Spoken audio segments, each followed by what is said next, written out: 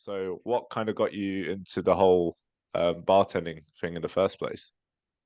Well, we're back a little bit over 7 years ago. So I had a friend of mine who did the initiation course from EBS in Barcelona.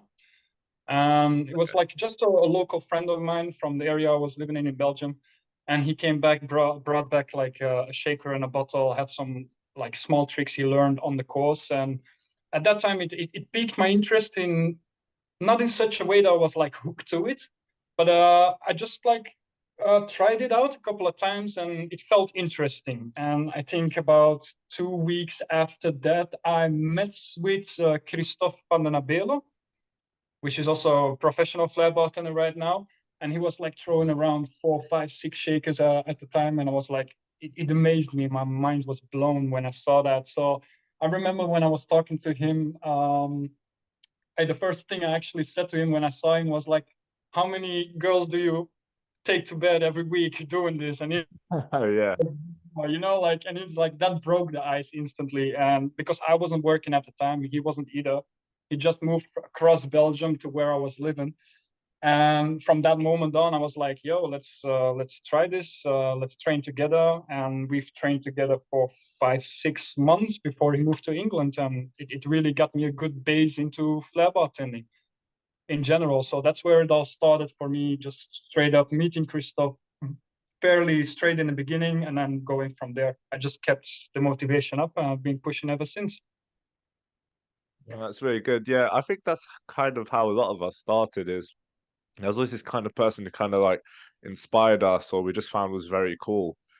For me, it was actually one of my teachers, and I was probably 16, 17 at the time. Mm. And when I was in year 10 to year 12, I was doing catering and bartending in high school because you need to pick a course to finish high school. And I chose that, funny enough, as a backup because I didn't know what I wanted to do with my life. And then when it was year 11, we changed one of our teachers, and I had the Professor Victor, the same name as me. And he was the first kind of guy that gave me this kind of bartender vibe. He had the beard. He was the first one to show me a few flair tricks, and he just kind of showed like how cool it could be to be a bartender. So I think we all kind of meet on that one person, and then eventually we take inspiration from that person, and then after that we just kind of again We, we start to be ourselves and show how yeah, we act and how we perform. we try to But find yeah, I a way. think it's good. We try to find a way with the basics and go from there. I think I've evolved myself into a flair bartender, which first of all, thanks to the entire community that I have, because they do support me a lot for it.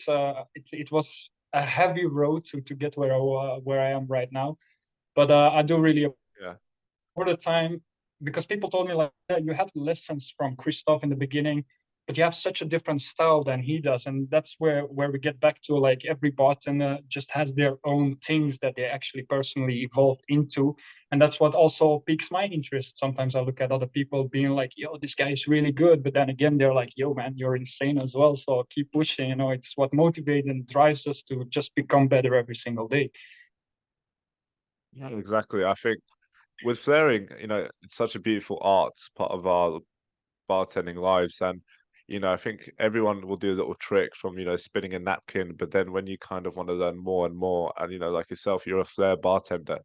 And one thing being surrounded by a lot of flair bartenders at times, it's amazing to see like how hard you guys fucking work on it.